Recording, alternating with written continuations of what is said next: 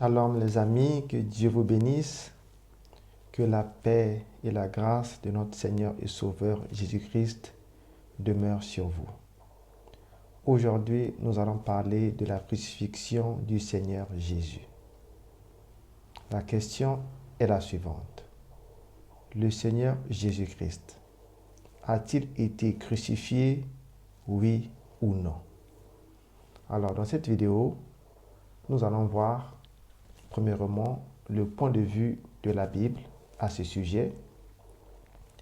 Après quoi, nous allons voir le point de vue des savants et historiens.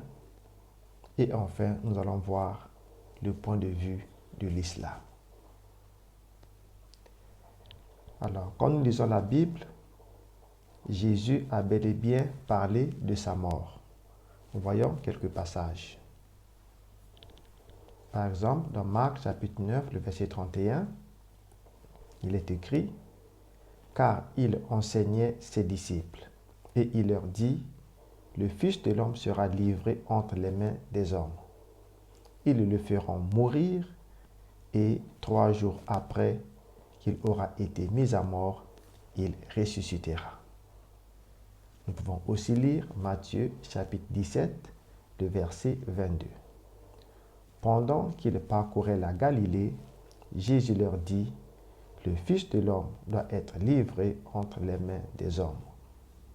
Le verset 23, ils le feront mourir, et le 3e jour, il ressuscitera. Ils furent profondément attristés. Nous pouvons aussi voir les anges qui ont parlé de la résurrection du Seigneur Jésus dans Matthieu chapitre 28, de versets 5 et 7.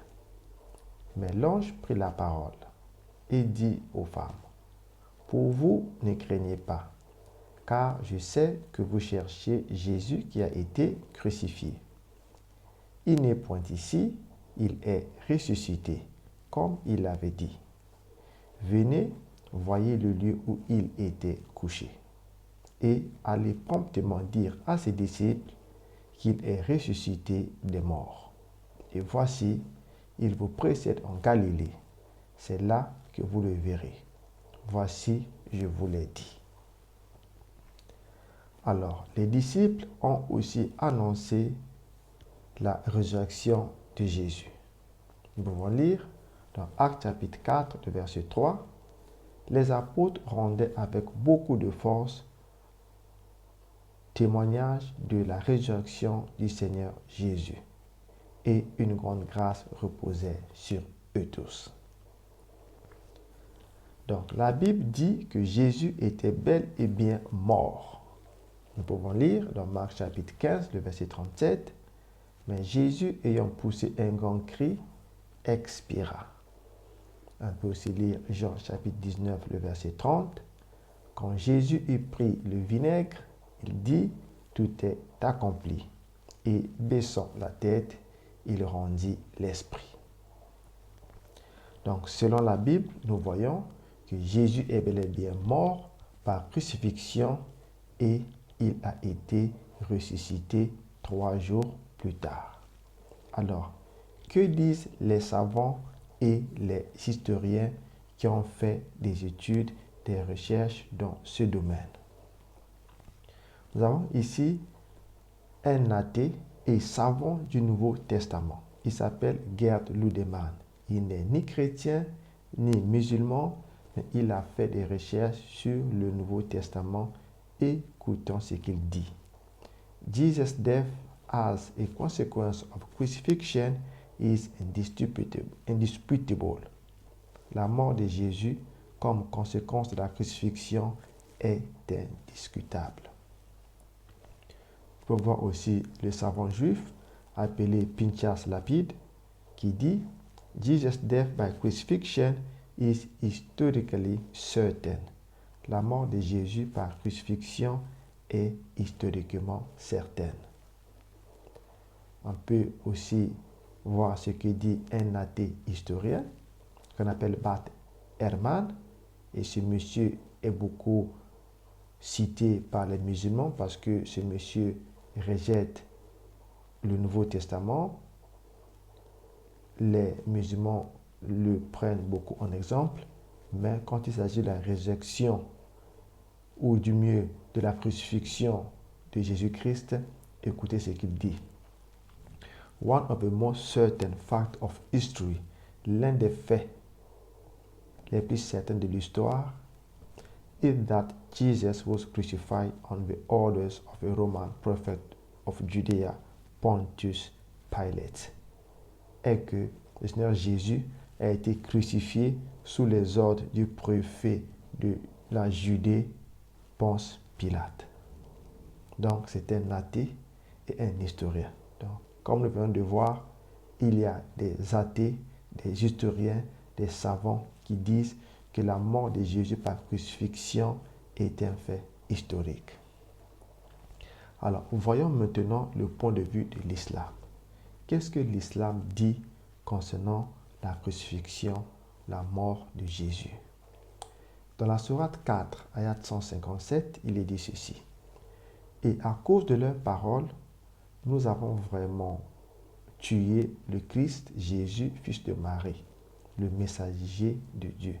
Or, ils ne l'ont ni tué ni crucifié, mais ce n'était qu'un faux semblant. Vous pouvez dire le reste. Selon le Coran, les Juifs n'ont ni tué ni crucifié Jésus. Cela s'oppose à ce que la Bible dit, cela s'oppose à ce que les savants et les historiens disent.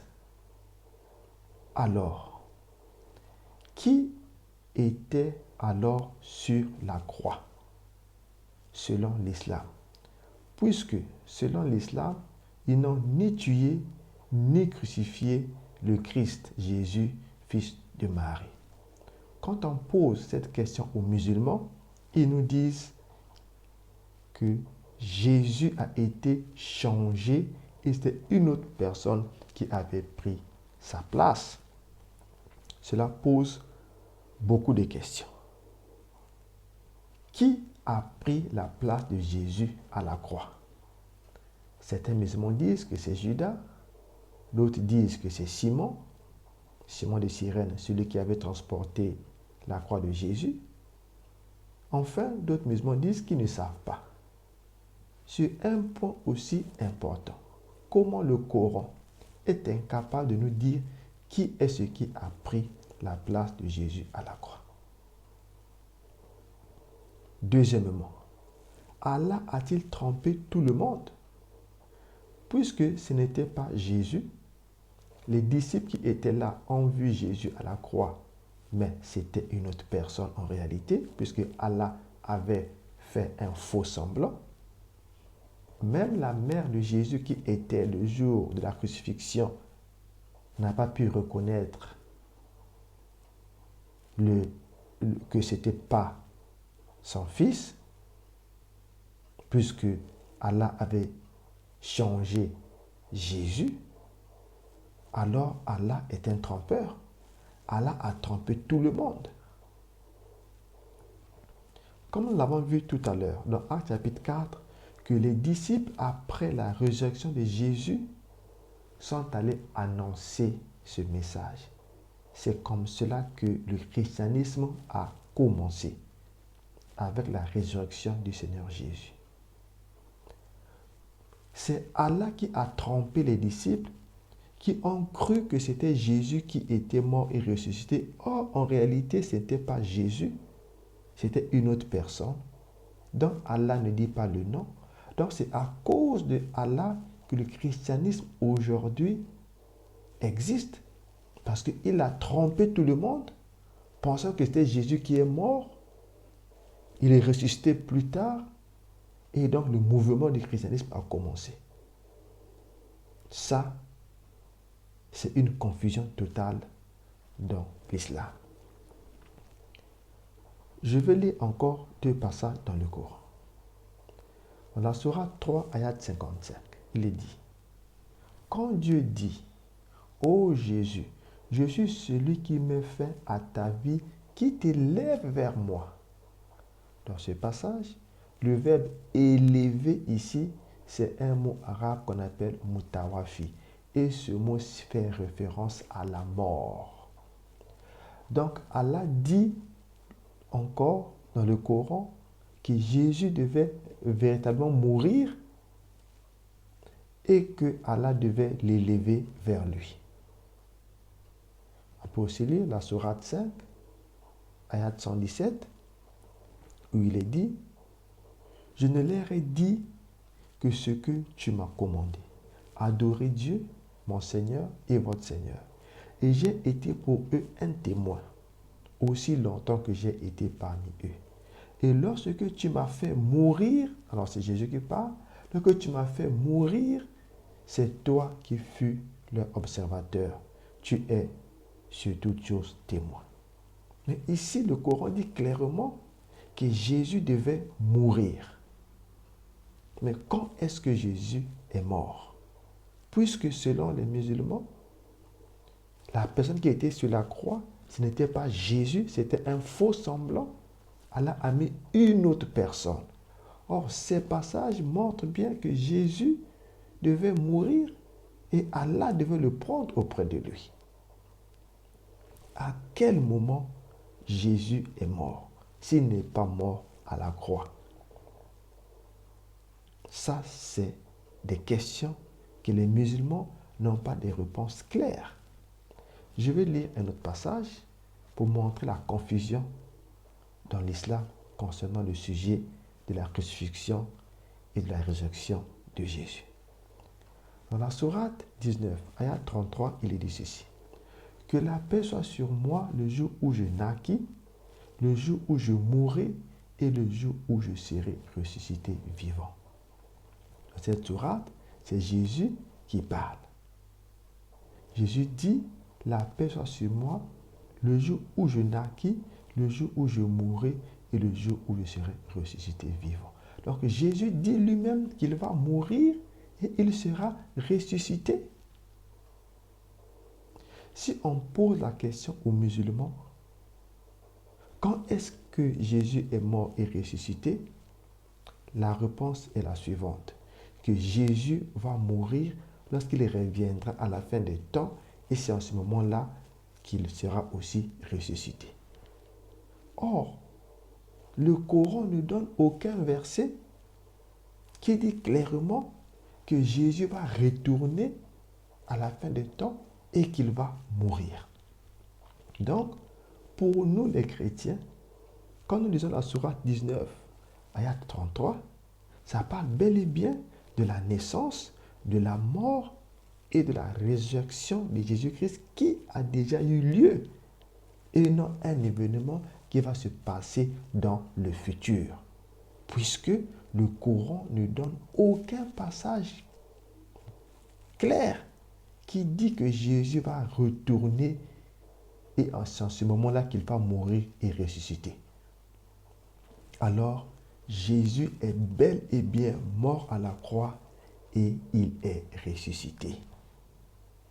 Certains musulmans utilisent la sourate 4 et 159, la sourate 4 ayat 159 et la sourate 43 sur 62 pour dire que ces sourates annoncent le retour et la mort prochaine du Seigneur Jésus.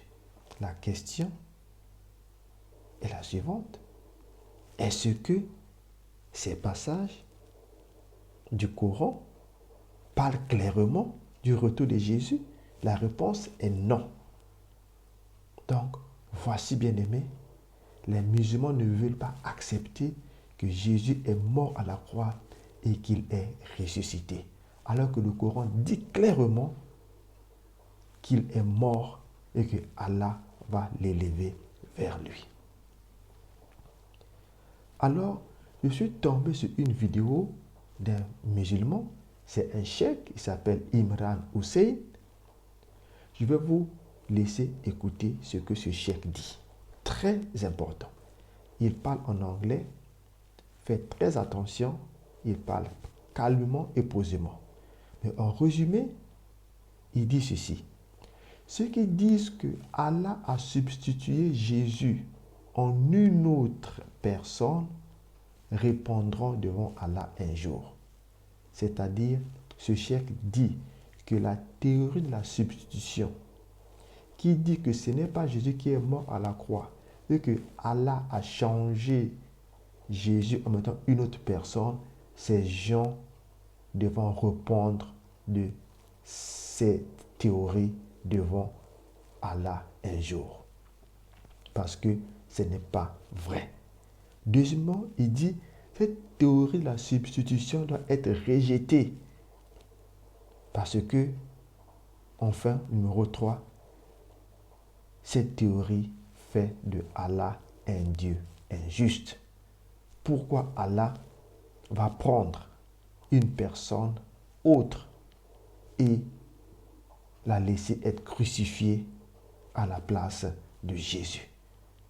Nous allons écouter le cheikh Imran Hussein.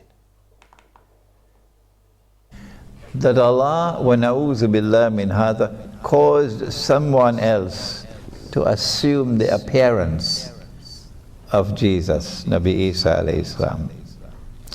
And that innocent man, who never claimed to be the Messiah, and it is irrelevant for you to come with some red herring or some cock and bull story that he did something else for which the punishment was death. That's rubbish. Take it and put it in the garbage bin. I don't want to hear it. That innocent man who never claimed to be the Messiah was crucified for claiming to be the Messiah. That's an act of injustice. And Allah is not an unjust God.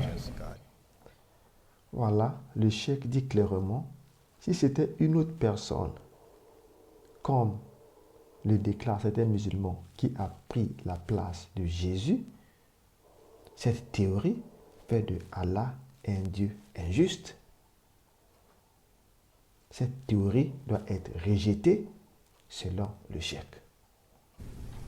And so this theory of substitution must be rejected by all right-thinking and clear-thinking people.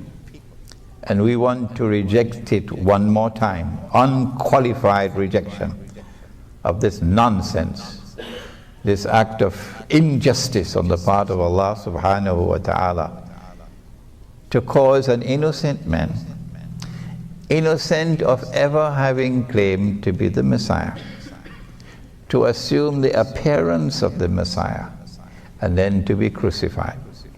That is nonsense, it is rubbish, and it is an act of injustice, and those who hold this view will have to answer to Allah for it one day. Bien-aimé, ce cheikh, il est clair.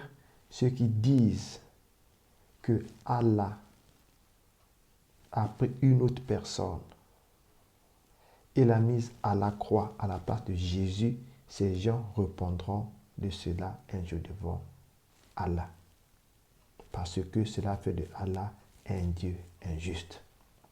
Alors, je vous invite à suivre toute la vidéo et ce cheikh va expliquer que Jésus est bel et bien mort à la croix. Alors, les musulmans qui renient la crucifixion, la mort et la résurrection du Seigneur Jésus sont dans l'erreur.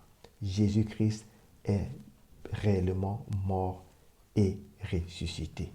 Pourquoi la mort de Jésus à la croix et sa résurrection est importante? Parce que cela est la clé du salut. Je vais terminer en disant Romains chapitre 10, le verset 9. Si tu confesses de ta bouche le Seigneur Jésus, et si tu crois dans ton cœur que Dieu l'a ressuscité des morts, tu seras sauvé. Oui, Jésus est mort pour les péchés de l'humanité. Et si tu confesses de ta bouche aujourd'hui le Seigneur Jésus, et si tu crois dans ton cœur que Dieu l'a ressuscité des morts, mon frère, ma soeur, tu seras sauvé. Que Dieu te bénisse.